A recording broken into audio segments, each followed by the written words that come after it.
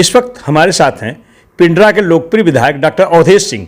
आइए जानते हैं कि प्रधानमंत्री मोदी के 23 तारीख को वाराणसी आगमन पे क्या है तैयारी। मैं आपको बता दूं कि हम सौभाग्यशाली अपने को महसूस कर रहे हैं। मेरा पिंडरा विधानसभा सौभाग्यशाली महसूस कर रहा है। एक लंबे समय से आमूल यहाँ पे लगातार प्रयास कर रहा था, लेकिन यहाँ के कुछ किसानों, कुछ ऐसे तत्व जो विरोधात्मक भाव जिसके मन में रहता है, यह लगातार इस तरीके का आचरण करते रहे कि थक थका करके यहाँ से आमूल के लोग जा चुके थे। जब मैं विधायक बना 2017 में, तो मुझे मालूम हुआ, आदरणीय योगी जी ने मुझसे कहा कि आमूल तुम्हारे क्षेत्र में है, उसको किसी तरीके से किसानों से बातचीत करके स्थापित कराओ। देश के यशस्वी प्रधानमंत्री जी की दिली इच्छा है।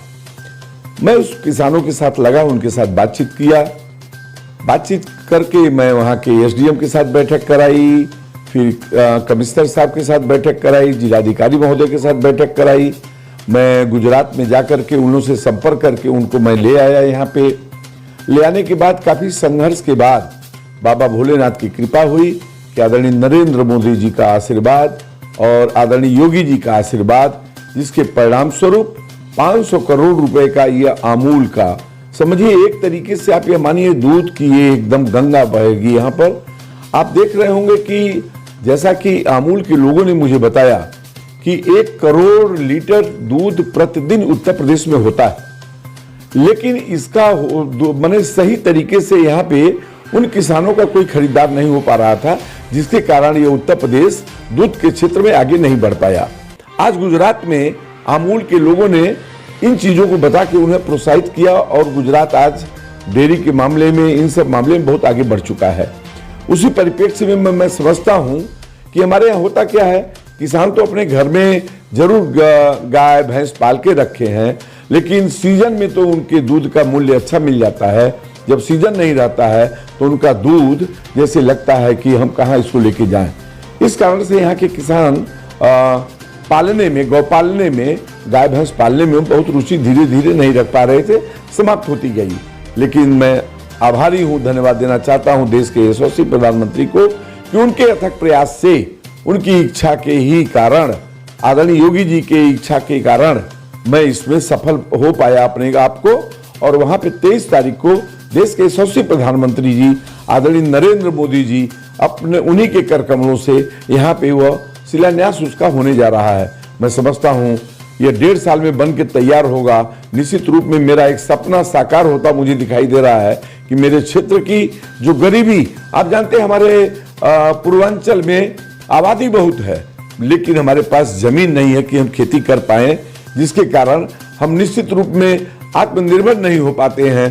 हम कहीं काम के लिए दूसरे प्रदेशों में जाते हैं, लेकिन आज निश्चित रूप में मुझे गर्व हो रहा है इस बात का कि निश्चित रूप में अब हमारे किसान गौ पालन करके दुग्ध के क्षेत्र में आगे भी होंगे और उनके घर में आत्मनिर्भर बनने का एक सुनहरा अवसर प्राप्त हो रहा है। बहुत लोग इसमें रोजगार भी पाएंगे, परोक्ष अपरोक्ष रूप में जुड़ करके मैं समझता हूँ हमारी बेरोजगारी बहुत दूर होगी, पूर्वांचल की भी दूर होगी। विधायक जी, कुल कितने लोग यहाँ रोजगार पा सकते हैं? मैं समझता हूँ 2,500-3 हजार तो गाड़ियां होंगी दूध कलेक्शन की। मैं आज ऐसी बात कर रहा था उनसे, कहा कि हमारे यहाँ 2,500-3 हजार तो गाड़ियां चलेंगी जो जाकर के वहां से दूध कलेक्शन करके ले आएंगी। अब 2,500 जैसे मान लीजिए 2,500-3 हजार ड्राइवर होंगे, उनके साथ 1-2 हेल्पर होंगे जो दूध को ले आएंगे। फिर हमारा जो कलेक्शन होता है सोसाइटी के माध्यम से, बहुत सारे, मुझे लगता है कि बहुत लोगों के लिए यह सुविधाजनक होगी, हमारी बेरोजगारी अब दूर होगी, ऐसा प्रतीत हो रहा है। विधायक जी, यहाँ पे जो करखमा में जो प्रधानमंत्री मोदी जी का जो कार्यक्रम है, उसमें कितने लोगों के जुटने की संभावना है? मुझे लगता है कि जिस तरीके का उत्साह दिखाई दे रहा है, आज मैं अभी गांव देहात में घूम के क्षेत्र से आ रहा हूं, और जिस तरीके का मुझे लग रहा है कि छोटे छोटे बच्चे मोदी जी को देखने के लिए आतुर हैं। पूरे गांव के गांव, मैं पूछा आप यहाँ से कितने चलेंगे, कहें घर में शायद कोई रहेगा। यहाँ पे कितने लोगों की बैठने की व्यवस्था की गई है? हमें लगता है 1 लाख से ऊपर की शायद व्यवस्था की गई है। और मैं आज कह के आया हूँ कि कुर्सी और बढ़ाइए, क्योंकि यहाँ 2 लाख से कम भीड़ नहीं हो पाएगी। विधायक जी, 2022 के विधानसभा चुनाव में इस बार मोदी लहर नहीं है, ऐसे में भाजपा से सीधी टक्कर किस दल की होने वाली है?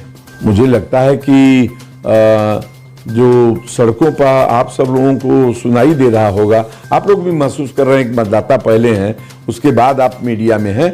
तो मैं समझता हूं कि मैं तो ये देख रहा हूं कि किसी भी कार्य को जब किया जा रहा है तो कहते हैं कि ये तो मेरी सोच पहले से थी, ये मेरा प्लान था। हमारे अमूल के लिए कह रहे हैं लोग कि ये तो हम लोग बहुत पहले से प्रयासरत थे, क्यों नहीं कर पाए आप? मैं तो आप लोग का चुनावी मुद्दा इस बार क्या होगा? अयोध्या में राम मंदिर, काशी विश्वनाथ धाम का लोकार्पण, इसके अलावा और क्या आपका मुद्दा होगा?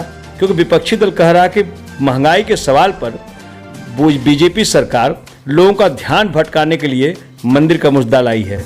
चलिए मैं छोड़ता हूँ, मंदिर मेरा धर्म है, वह मेरा स्थान है, मेरे एक भाव है। हमारी खोई हुई प्रतिष्ठा, हमारी खोई हुई पूर्वजों के सम्मान को आदरणीय नरेंद्र मोदी जी, आदरणीय योगी जी ने वापस किया है। अभी इसको रख दीजिए, इनको करना है, ये तो हमारे एजेंडा में था कि हम इसको करेंगे। आगे आप आ जाइए, लोग महंगाई की बात कर रहे हैं।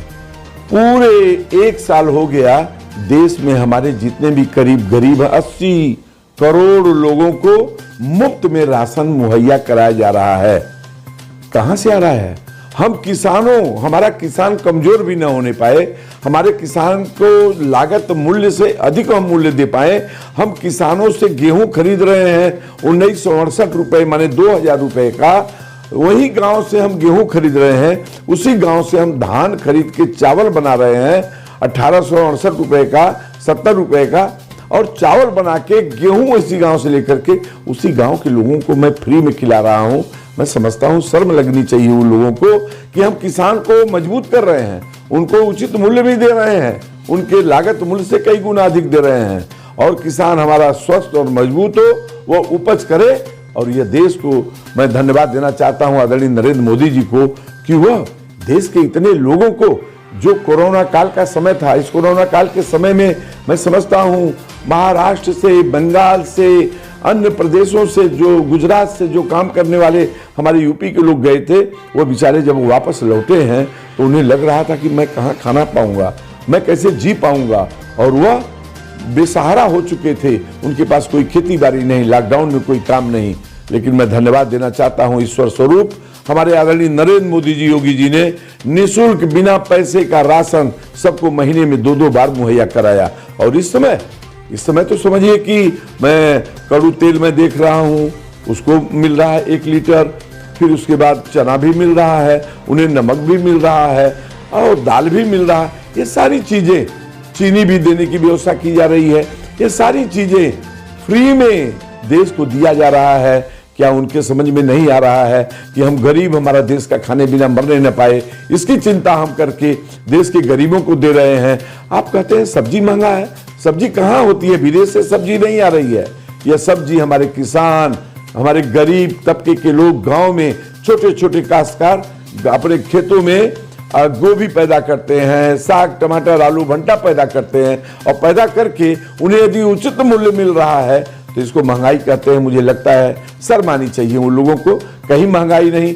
अभी जो वैक्सीनेशन हुआ है, सुई जो लग रही है, विदेशों में इस सुई का दाम 5000 रुपया, हमारे बनारस में प्राइवेट सेक्टर में आप जाइए 2000 रुपए का। पूरे गांव गांव में घूम करके बिना पैसे का सुई लग रहा हो, एक घर में 5 की संख्या हो, 10 की संख्या हो, सबको एक सुई का 2000, 2-2 बार 2 लोगों को सुई लगी। और कितने लोगों को सुई लग गई, क्या इन लोगों को मालूम नहीं हो रहा है?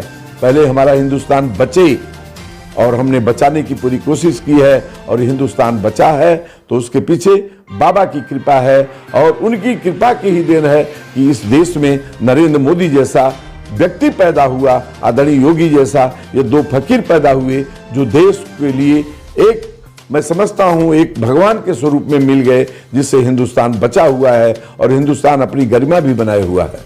2022 में विधायक जी आपकी सीधी टक्कर पिंडरा में पूर्व विधायक अजय राय से होनी या किसी और से होनी है? इसके पहले आप देख चुके हैं, वो तो चुनाव 20 साल यहाँ पे रहे हैं।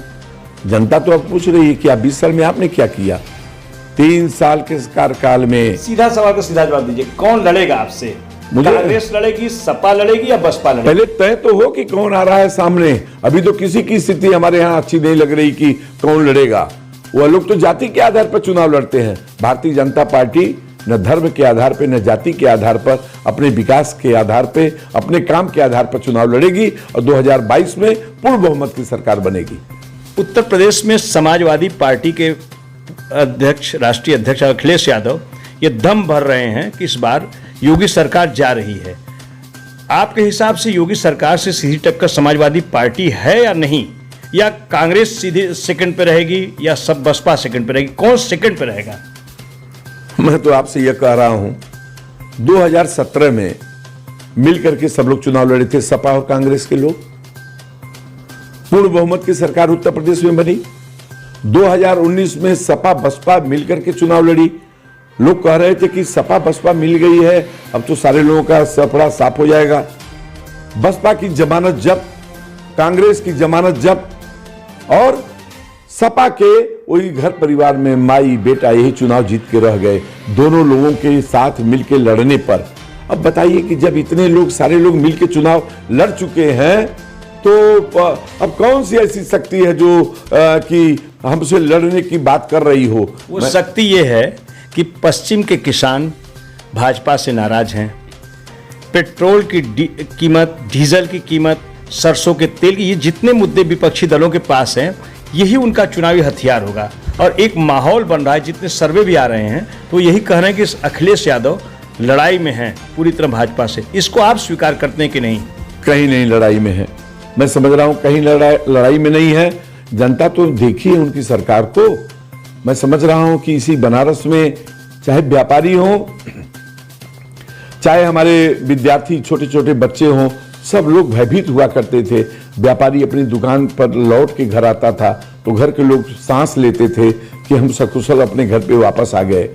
यहाँ पे जिस तरीके के हालात बने थे उसी का परिणाम हुआ कि जनता उनको इतना जबरदस्त दंड दी कि कहीं खड़ा होने लायक लोग नहीं थे। सपना देख रहे हैं, वो 2022 बहुत नजदीक अब है और सामने आ रहा है, उसका रिजल्ट उन्हें दिखाई देगा। कहीं दूर दूर तक लड़ाई में लोग दिखाई नहीं दे रहे हैं, क्योंकि उन्होंने जो काम किया है जनता महसूस कर रही है। 2017 के पहले उनकी सरकार थी, बड़े किसान के और बड़े जातियों के बात करते हैं। मैं उनसे पूछना चाहता हूं कि आपकी सरकार 2016 में थी तो आप बिजली दे रहे थे गांव को 6 घंटे और 8 घंटे, वह भी दिन में, एक हफ्ता दिन में तो एक हफ्ता रात में। जो ही आपकी सरकार हटती है उसी पावर स्टेशन से, उसी बिजली के खंभे से हम 22 घंटे 24 घंटे बिजली दे रहे हैं। जनता इसको महसूस कर रही है, इसका जवाब फिर उनको देने जा रही है कि अयोध्या में राम मंदिर, काशी विश्वनाथ धाम का भव्य और दिव्य मंदिर भाजपा को कितना फायदा पहुंचाने वाला है? भाजपा देखिए अपना जो एजेंडा अपना बनाई थी, वो एजेंडा के अनुसार काम कर रही है। जनता उसका फल उनको देगी। विधायक जी, 2022 के विधानसभा चुनाव में सूबे की योगी सरकार के द्वारा हिंदुत्व विचारधारा वाले मतदाताओं को भाजपा के पक्ष में लामबंद करने की कोशिश कितनी कामयाब होगी? अपने आप हो चुका है, क्योंकि हमारे पूर्वजों की जो चीजें थी उसको ये लोग साकार किए हैं और उसके बाद गरीब लोगों का भी ध्यान किया, इन्होंने विकास भी किया है। इसलिए मैं मानता हूं इसको अच्छी तरह से। हम कहां उसकी बात कर रहे हैं? अयोध्या हमारे एजेंडा में था, मैं उसको करके दिखा दिया। 370 कश्मीर हमारे एजेंडा में था, मैं उसको करके दिखा दिया। बाबा विश्वनाथ का कॉरिडोर हमारे एजेंडा में था, मैंने उसको करके दिखा दिया। क्या चाहिए लोगों को, मैं वह भी किया हूं और उसके बाद विकास का काम भी किया हूं। यानी हिंदू मुस्लिम का जो ध्रुवीकरण है ये करने में भाजपा पूरी तरह सफल हो चुकी है। नहीं, मैं नहीं मानता इसको, इसलिए कि मुसलमान अगर हमने काम किया है तो निश्चित रूप में आप देख लीजिएगा, यहीं पर आप आइएगा 23 तारीख को, देखिएगा कई हजार की संख्या में मुसलमान। आज अभी सिंधोरा में मुझसे कह रहे थे कि भैया कम से कम हमारे यहाँ से 500 तो महिलाएं जाएंगी और 1-1 हजार तो हम लोग होंगे। हम लोग अपने साधन से चल रहे हैं, अगर आप महिलाओं के लिए दे दें तो ठीक है, नहीं हम लोग अपनी व्यवस्था कर रहे हैं। यह उत्साह है, क्योंकि राशन उनको भी मिल रहा है, आवास उनको भी मिल रहा है, आयुष्मान भारत का कार्ड उनको भी मिल रहा है, उज्ज्वला योजना का गैस सिलेंडर उनको भी मिल रहा है। कोई दुराव तो है नहीं, हम नहीं मान रहे हैं। लेकिन यह तत्व जो जाति और धर्म की बात करके समाज को तोड़ते हैं, ऐसे लोगों को लोग नकारने का ठान चुके हैं। क्योंकि उत्तर प्रदेश की योगी जी की जब से सरकार है, आज तक एक भी कहीं पर किसी प्रकार का न कर्फ्यू लगा, न किसी प्रकार का कोई मार काट हुआ। इससे सब लोग सोच रहे हैं कि यही सरकार अच्छी है, कम से कम चैन से व्यवसायी अपना काम कर रहे हैं और प्रगति के मार्ग पर आगे हैं। क्लाउन टाइम से बातचीत करने के लिए आपका बहुत बहुत धन्यवाद। नमस्कार, बहुत बहुत धन्यवाद क्लाउन जी आपको। और मैं आपको धन्यवाद देना चाहता हूं क्योंकि आपको मैं एक लंबे समय से मैं जानता हूं आपकी ईमानदारी, आपकी मेहनत और आप जिस तरीके का संघर्ष कर रहे हैं अपने क्षेत्र में, आप आगे बढ़े, मेरी आपके लिए भी यही शुभकामना है। बहुत बहुत धन्यवाद। क्लाउन टाइम्स ब्रेकिंग न्यूज की खास खबरों को देखने के लिए हमारे YouTube चैनल को सब्सक्राइब करें, लाइक करें और बेल आइकन पर क्लिक करें। क्लाउन टाइम्स की खबरों को अगर आप हमारे Facebook पेज पर देख रहे हैं तो पेज को लाइक जरूर करें।